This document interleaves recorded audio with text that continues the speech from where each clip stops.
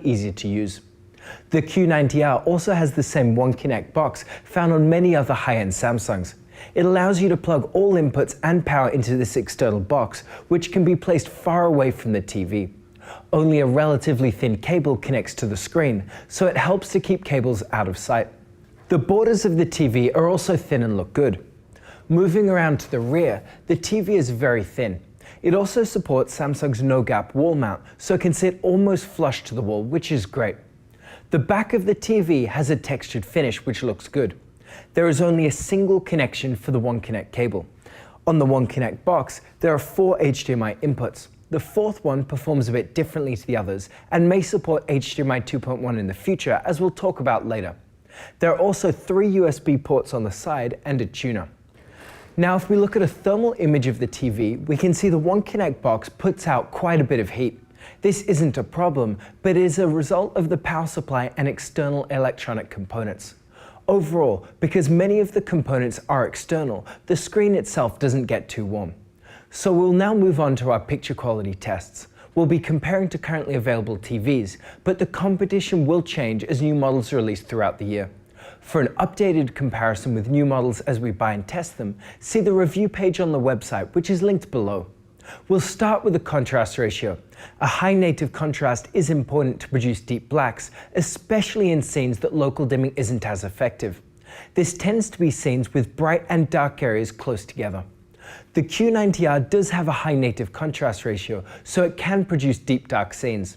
At just over 3000 to 1, it's within the lower end of the typical range of V8 type panels. It is lower than the Q9FN from last year, but this really isn't very noticeable in most content due to the effective local dimming.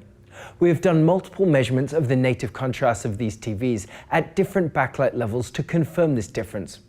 The contrast is much better than the Z9F, which is very interesting because both of these TVs have an additional optical layer to improve viewing angles. We've found in the past that this layer results in a lower native contrast, but for this TV, it doesn't seem to have as much of a negative effect. Now, local dimming is also very important to produce deep dark scenes. The Q90R has very good local dimming with a large number of zones. The algorithm is quite interesting as it heavily prioritizes reducing blooming. This means that in an effort to darken dark areas, the TV also causes a type of vignetting around bright areas. In extreme cases, this can cause a loss of very small details in dark scenes. When watching content with subtitles, and especially in HDR, changing brightness around the subtitles is visible, especially in the dark. This can be very distracting. Also, as we'll see later, the TV has very good black levels off-axis, so the telltale blooming at an angle isn't very noticeable when comparing the Q90 side by side with other local dimming TVs or when viewing our video.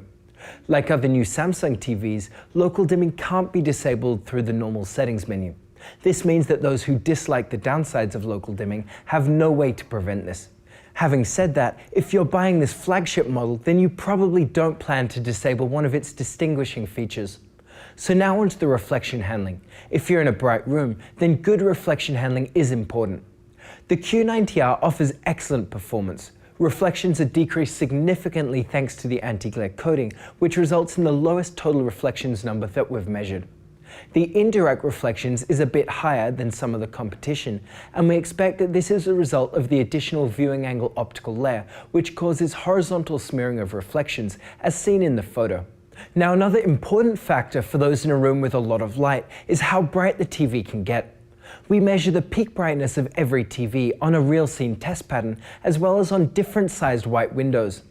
The Q90R can get very bright, and combined with the excellent reflective coating, it shouldn't have any issues, even in very bright environments. Note that you can turn down the backlight for those who want a darker image, so there is no downside to this high peak brightness. If you watch a lot of HDR content, then a high peak brightness is also important to produce highlights that stand out. We measure this in a similar way to the SDR brightness, but this time with an HDR signal. Our real scene measurement corresponds most closely to what you can experience with bright highlights in real content, but we also measure a range of window sizes. The TV is able to produce bright highlights, which is excellent. Compared to last year's Q9FN, the older model is able to produce brighter white rectangles, but this year's TV produces a brighter highlight in our real scene. It is a bit strange that they perform differently, but may be due to the different tone mapping in HDR. Now, if you watch HDR content, then a wide color gamut is important to produce vivid highlights to match as close as possible to the mastering process and the director's intent. Like most other QLEDs, the Q90R is able to produce very saturated colors, and it's in the same ballpark as the Sony Z9F or Samsung Q6FN. It isn't as wide as the Q9FN from last year, and we don't know if this is a result of the additional viewing angle layer. We found the Q900R with a similar layer to also have slightly less wide color gamut. Overall, it is still enough to make highlights pop, which is great. We also measure the EOTF, or electro-optical transfer function, of each HDR TV. This measurement shows how the brightness of the TV changes depending on the signal level or stimulus. The yellow line in this plot is the reference PQ curve, or the brightness that an ideal TV should follow. This reference line is unachievable by any TV at the moment though, so every TV has a way to tone map the input signal to the display's capabilities. We can see that the Q90R exceeds the reference yellow curve for much of the input range, which some people might like as it produces a brighter image with more pop. This is a problem for video enthusiasts though, as it doesn't correspond to how the image was mastered. Now, if you sometimes watch from an angle or have a wide seating arrangement, then good viewing angles are important to ensure an accurate image off-axis. To help with this, the Q90R has an additional optical layer in front of the VA-type LCD layer. This optical layer isn't really noticeable, but you can see that it adds distortion when we take a photo of the pixels. The effect of it though is very interesting.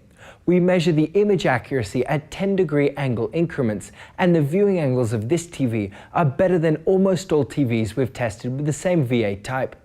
The image continues to maintain a very similar gamma for wide angles, and the colors don't change much. The blacks also remain deep, which is great. Overall, the performance is more similar to IPS-type TVs, and this is a good pick for those who have wide seating. If you watch sports or play games, then a uniform screen is important to prevent distracting areas known as the dirty screen effect. Unfortunately, this is one area that the Q90 underperforms in, as dirty screen effect is noticeable. Note that this does vary between units due to tolerances in the manufacturing process, so we don't know how other units compare. But we did have similar results with the Q9FN we bought last year and the Q900R from this year. Let us know if you buy either of these TVs, and if so, how yours compares. This is interesting because we've found that the cheaper edge-lit Samsung TVs tend to have better uniformity with less dirty screen effect. This is likely due to the different way that these TVs are constructed. We'll now move on to our motion tests. If you want to learn more about motion on TVs, then see our video series, which is linked down below. For those who watch sports or game, a fast response time is important to reduce the amount of motion smearing. The Q90R has a very fast response time, which is typical of many new LCD TVs. This is excellent and results in clear motion without much blur trail. This small amount of smearing is visible on the left-hand side of our moving logo photo as a slightly darker region. If you want the lowest amount of blur when gaming, then this TV also has the option to adjust the flicker of the backlight, a feature known as black frame insertion. It works well, as this TV can flicker at 60 FPS, which is good for avoiding blur or duplications with most 60 FPS games. The effect of this is clear when looking again at our moving logo photo. Now, the TV has 4 HDMI inputs, but they don't all perform the same. The first 3 inputs support HDMI 2.0 full bandwidth. The fourth input also supports a 4K signal at 120 Hz, which is excellent for PC gamers. This is supported via the bandwidth of HDMI 2.0, as it uses an 8-bit signal with chroma subsampling, but it may also indicate that this fourth input could be certified for higher bandwidth signals like HDMI 2.1 in the future. Unfortunately, there aren't any HDMI 2.1 sources yet to test this, but we will do this as soon as a source becomes available for us to buy. A low input lag is also important to reduce the time between an action in-game and when you see it on the screen. Like most other Samsung TVs, the Q90 has a very low input lag at about 15 milliseconds for 60 Hz content. This is excellent and in line with the best TVs we've tested. There is also the option to interpolate low frame rate content while keeping input lag low, which many people like for low frame rate games and is currently a feature unique to high-end Samsungs. This adds some input lag, but results in a much smoother image. The TV also supports automatic low latency mode, which is a neat feature that allows the TV to change automatically to game mode when this Xbox or another console triggers it when a game opens.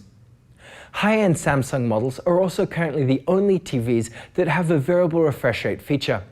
This feature allows the display to keep in synchronization with the changing frame rate of demanding games. It is useful for gamers on a new Xbox or a PC with FreeSync support and prevents screen tearing. It works well and doesn't cause a change in the amount of input lag, which is great.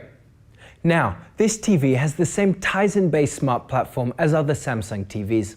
It's very intuitive and easy to use, as everything can be accessed from the home bar on the bottom of the screen.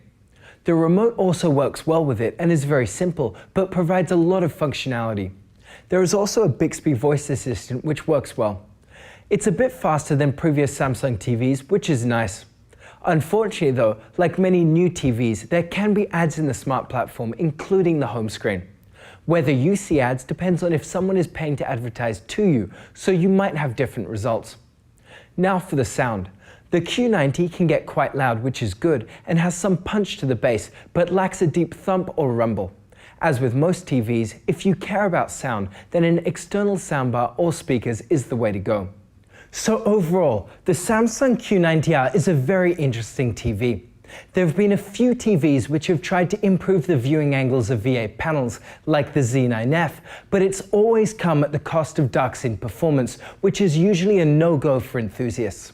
On the other hand, the Q90R strikes a slightly different balance, as it can still produce deep dark scenes. As a result, it's one of the most versatile TVs we've tested.